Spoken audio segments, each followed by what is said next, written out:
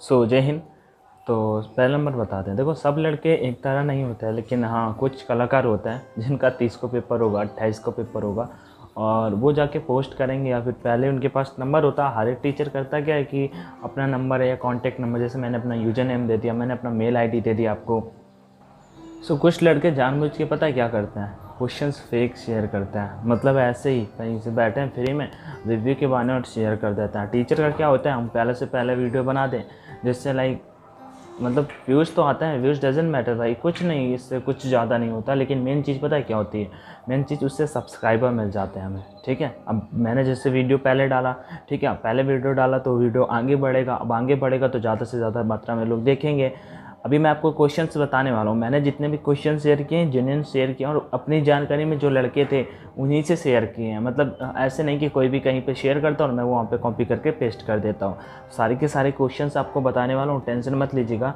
वो चाहे फिर मैथ्स के हो, चाहे फिजिक्स के हो, चाहे एक्स ग्रुप के एक्स के हो, चाहे वाई के हो, चाहे रागा के हो, चाहे इंग्लिश को। इंडिविजुअल इंग्लिश के तो मैंने बहुत सारे क्वेश्चन यहाँ पे सारे के सारे इंग्लिश के क्वेश्चन मिल गए हैं, तो सबके सब डिस्कस करेंगे। वैसे मैंने आप सभी को टेलीग्राम पे प्रोवाइड करा दिए हैं, तो मेरा रिक्वेस्ट आप सभी से कि टेलीग्राम पे ज़रूर जुड़ जाएगा।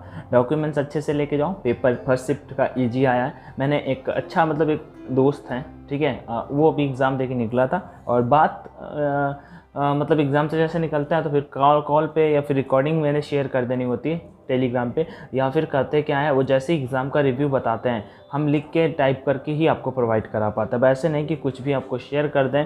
तो चलो मैं आपको बताता हूँ। जैसे बता रहा था भैया, मतलब अच्छी तैयारी की उसने, पिछले 1 महीने से ताबड़तोड़ लगा हुआ था, ठीक है, उसने ये लिख के मुझे भेजा था। मैं आपको बताता हूँ। जीके उसका कहना था कि भाई इजी आया था। जीके में कुछ नहीं आया था, मतलब मंत्री से 2 क्वेश्चन, मतलब करंट के क्वेश्चन, आई थिंक एक उधर का असम का सीएम पूछा था, अभी बता देंगे, डोंट वरी। सीएम से क्वेश्चन था, ठीक है, उसने आई थिंक आसाम ही बताया था। अभी चलो क्लियर कर दे।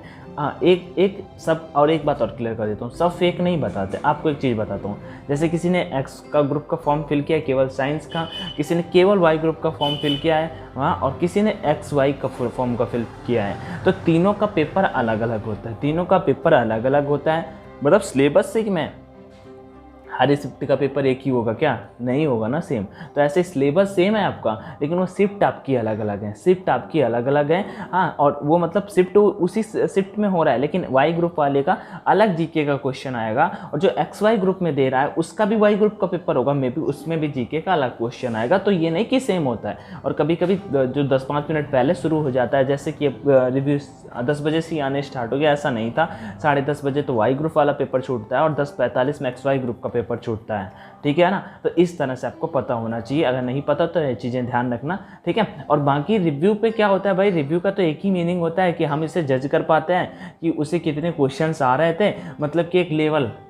लेकिन हमें लेवल वही पता चलता है जो क्वेश्चन ईजी होते हैं। हम एग्जाम से निकल के बाहर आते हैं, हमें कौन से क्वेश्चन याद होते हैं, जो क्वेश्चन ईजी होते हैं। एक भाई था, इसने अच्छी तैयारी की थी, इसका मतलब इसने बोले भाई 51 मैंने किए हैं राइट, तो मान लो 1-2 क्वेश्चन और गलत होंगे, और वो कॉन्फिडेंस के साथ में था। उसने बोला जीके ईजी थी भाई, इंग्लिश ईजी थी, इंग्लिश डिफिकल्ट नहीं आई, इंग्लिश में जो भी चीज़ें थी, अब हर एक शिफ्ट में इंग्लिश आएगी। अब देखो, अब कैंडिडेट बोलता है फर्स्ट शिफ्ट ईजी है, भाई फर्स्ट शिफ्ट ईजी नहीं है, ऐसे ही क्वेश्चन हर एक शिफ्ट में आएंगे, ठीक है। अब वो 1-2 क्वेश्चन अगर आपको मतलब इडियम नहीं आया या 1 वर्ड सब्स्टिट्यूशन नहीं आया फर्स्ट शिफ्ट में, ठीक है, लेकिन उसी में वो कर दिया है, आपका एडजेक्टिव से क्वेश्चन बढ़ा दिए हैं, कोई बात नहीं। रीजनिंग आपका मॉडरेट आया था। मैंने बोला था ना, रीजनिंग की जिन्होंने प्रैक्टिस की होगी, जिन्होंने अच्छी से अच्छी प्रैक्टिस की होगी, जितना ज़्यादा मॉक वगैरह प्रैक्टिस की होगी, उससे स्पीड बढ़ेगी।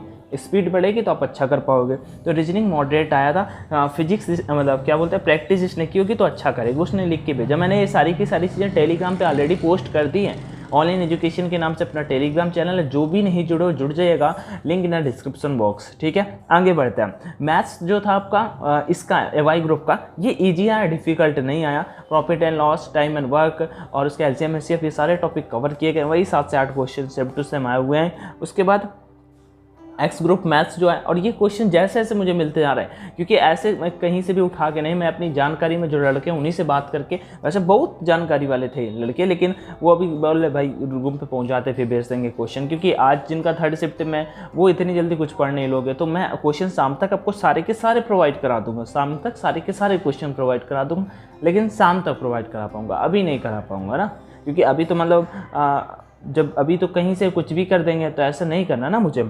तो मैथ्स हो गया। उसके बाद एक्स ग्रुप का मैथ ईजी आया, एक्स ग्रुप का मैथ ईजी आया, डिफिकल्ट नहीं आया। और फिजिक्स इसका मॉडरेट आया। मैंने पहले ही बोला था फिजिक्स मॉडरेट आएगा, मैथ्स ईजी आएगा, इंग्लिश ईजी आएगा। और पैसेज वगैरह भी, पैसेज कोई नासा के ऊपर था, पैसेज कोई नासा के ऊपर था, एक स्टोरी टाइप पे थी, ज़्यादा डिफिकल्ट पैसेज भी नहीं आया था।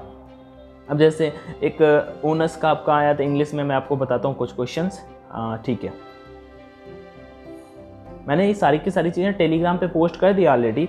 अब मैं आपको इंग्लिश के कुछ क्वेश्चन फटाक से बता देता हूँ, इंग्लिश के कुछ क्वेश्चन फटाक से बता देता हूँ। अभी आप वीडियो छोड़ के मत जाइएगा। हाँ देखो, चलो फर्स्ट बैटल ऑफ तराइन आया था। तराइन का प्रथम युद्ध कब हुआ? 1191 में हुआ था, मोहम्मद गौरी और पृथ्वीराज चौहान के बीच में। पृथ्वीराज चौहान जीते, फिर 1192 में फिर हुआ, उसमें मोहम्मद गौरी जीता। फिर 1194 में हुआ था उसका जयचंद के साथ में मोहम्मद गौरी का युद्ध। दूसरा मतलब मोहम्मद गौरी जीत गया था 1192 वाला तराइन का युद्ध। उसके बाद अगला, longest bone in human body, human body में जो सबसे बड़ी बोन होती है वो कौन सी होती है? तो फीमर होती है, ठीक है। और अगर सबसे छोटी जांग की हड्डी होती है ना फीमर, पता है ना भाई आपको। और ये सबसे छोटी कहाँ की? कान की हड्डी होती है, स्टीपेज। आगे और क्वेश्चन क्या था? रेन कैट्स एंड डॉग्स, मूसलाधार बारिश, आपने सुना हो, कक्षा हाई स्कूल के बुक में था एक कौन सा सनकू करके एक चैप्टर, तो उसमें मैंने मीनिंग पढ़ी थी। रेन कैट्स एंड डॉग्स मतलब हैवली रन, मूसलाधार बारिश। आगे, ब्लो वंस ट्रम्प्ड, इडियम था, मतलब खुद के लायक तानाशाही करना, खुद के विजय के लायक गुणगान करना। तो कोई बात नहीं, अगर आप विजय हुए, आप पेपर निकालते हो, आपको ज्वाइनिंग हो जाता है तो खूब करिए, ठीक है, अच्छी बात है। करंट प्रेसिडेंट ऑफ श्रीलंका का पूछा था, करंट जो प्रेसिडेंट है श्रीलंका के, अब ये कोई डिफिकल्ट नहीं है, अभी हाल ही में जो मतलब उतर हुए श्रीलंका के प्रेसिडेंट, उनका पूछा था, रानिल विक्रमसिंघे हैं। कनाडा की करेंसी कैनेडियन डॉलर है, ठीक है। कनाडा की कैपिटल ओटावा है। आगे बढ़ते हैं, असम के सीएम कौन है? Hemant Biswa Sharma. Work of transfer, अब देखो अगले शिफ्ट में मैं बता दूं, वीडियो यहाँ तक देख के आओ तो आप अभी जो हाल में चुनाव हुए था, असम भी उसमें था, तो अगले जो 4 राज्य है आपका पंजाब भगवंत मान, और उत्तराखंड अपना यूके, तो यूके के कौन है भाई? पुष्कर सिंह धामी, ठीक। और यूपी अपने योगी जी। और चौथे कौन है? चौथा स्टेट नहीं याद आ रहा है, चौथा स्टेट कौन था? चलो कोई नहीं, आई थिंक गोवा था, बट हाँ गोवा था। तो इन राज्यों के 4-5 राज्यों की याद कर लीजिएगा, इससे क्वेश्चन पक्का मिलेगा, किसी न किसी शिफ्ट में मिलेगा भाई, लिख लीजिए, ठीक है। Work of transfer, voltage control पे डिपेंड। रॉकेट जो कार्य करने का सिद्धांत होता है रॉकेट को, वो किस पे डिपेंड करता है? एक क्वेश्चन पूछा था। आगे बढ़ते हैं यहाँ पे और बताते रुकिएगा, ठीक है। क्या था इंग्लिश के मीनिंग शेयर करूँ? रिपोज का आपका आया था, साइनोनिम आया था सर। रिपोज का आपका साइनोनिम रेस्ट हो जाता है। सेवर का आपका एंटोनिम आया था। फास्ट का एडवर्ब पूछा था। पॉलीगैमी पूछा था। Customer having more than one wife, एक से ज़्यादा पत्नी रखने वाले को क्या बोलते हैं? ब्यूटी का ब्यूटीफुल आया था, एडजेक्टिव बताना था। बाकी लैकोनिक संक्षेप में मतलब ये हो जाता है आपका वन वर्ड सब्स्टिट्यूशन। बाकी इन्होंने क्या कुछ ज़्यादा ही भेजते, तो ये जो ज़्यादा वाले मतलब वोकैब्स देखने को मिल रहे हैं, मे भी हो सकता है दोनों शिफ्ट के हों, जरूरी नहीं सब लड़के फेक बताते हैं, ठीक है। आगे, लेकिन कुछ को आदत होती है, कुछ जानबूझ के करता है। रिपोज कब से पूछा था? साइनोनिम, तो आपने आंसर कर दिया, रेस्ट हो जाता है, रिलैक्स हो जाता है, हाँ। और एडामेंट का अटल होता है, तो अनश्योर। वन वर्ड पूछा था, a person who talks too much, तो चैटी होता है। करेक्ट स्पेलिंग कमेटी का आया था, COMMITTE होता है कमेटी, अच्छी मीनिंग है। अगली शिफ्ट में आपका बटालियन आ सकता है, कमांडर आ सकता है, परमानेंट आ सकता है, गवर्नमेंट आ सकता है। इन जो 4-5 मीनिंग मैंने बोली ना, पक्का किसी न किसी शिफ्ट में एक दो मीनिंग मिलेंगी, देख लीजिएगा, मजाक थोड़ी कर रहा हूँ। ब्यूटीफुल ब्यूटीफुल आया था, ब्यूटी का एडजेक्टिव। उसके बाद आपका आंसर पॉलीगैमी आया था। उसके बाद यहाँ पे किस वर्ष 2021 के लिए 21वें सरस्वती सम्मान के लिए चुना गया? तो राम दरस मिश्र को चुना गया, ठीक है। और प्रीपोजिशन, एंटोनिम, ये सारे के सारे क्वेश्चंस आए थे, जो मैंने ऑलरेडी टेलीग्राम पे पोस्ट कर दिए हैं, ठीक है। तो टेलीग्राम पे जो भी नहीं जुड़ो जुड़ जाइएगा, और आपका कोई भी डाउट आ रहा हो किसी भी प्रकार का, तो आप मुझे कॉमेंट सेक्शन में बताओ। बाकी तो टेलीग्राम पे ऑलरेडी मैंने आपको फॉरवर्ड ही कर दिया, जो भी अपडेट या जो भी डाउट आ रहा हो बताइएगा कॉमेंट सेक्शन में। एंड ये कुछ अपडेट था, आज का पेपर का रिव्यू था। पेपर ओवरऑल इजी आया, ज़्यादा डिफिकल्ट नहीं आया। वो फिर एक्स को या वाई का हो, आप एक टारगेट सेट करिएगा कि एक्स ग्रुप में आप एटलीस्ट 40 to 40 पे। वो भाई जिसने बोला ना, उसने बोला भाई एक्स में 51 राइट किए, thank you for your guidance. वैसे अपना दोस्त ही है, ऐसा उसने साथ में उसके फॉर्मेलिटी में लिख दिया, कोई बात नहीं। 51 उसके राइट, आई थिंक 50 राइट होंगे। तो अगर आपका टारगेट होना चाहिए तो 45 नंबर तक अगर आप करके आ रहे हो तो सिलेक्शन पक्का है। और पेपर डिफ़िकल्ट नहीं आ रहा है, मैं बोलता ना डिफ़िकल्ट करोगे ईजी ऑलरेडी हो जाएंगे, ईजी करोगे डिफ़िकल्ट आ गया तो नहीं कर पाओगे।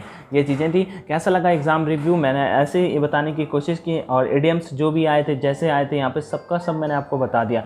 रहा एक्स ग्रुप मैथ्स का, एक्स ग्रुप फिजिक्स का, एक्स ग्रुप फिजिक्स के भी मैंने क्वेश्चन आप सभी को टेलीग्राम पे फॉरवर्ड कर दिए हैं, आप जाके चेक कर सकते हो टेलीग्राम पे। जैसे ही मैं वीडियो पब्लिश करूँगा उससे पहले सारे के सारे क्वेश्चन एवरीथिंग आपको देखने को मिल जाएगी। फिर भी any query you can definitely ask me in comment section. तब तक के लिए टेक केयर एवरीवन, और ज़्यादा भटकिए मत, सेल्फ स्टडी पे पढ़ा फोकस करिए, रिव्यू भी ज़्यादा मत देखिए। मेरा देख लिया, thank you so much, take care. वैसे मैं सबसे लास्ट में हूँ, जबकि मैं सबसे पहले होता था हमेशा, जानबूझ के मैंने लास्ट में किया क्योंकि इस बार मैं हमेशा कैंडिडेट का जान गया हूँ ना।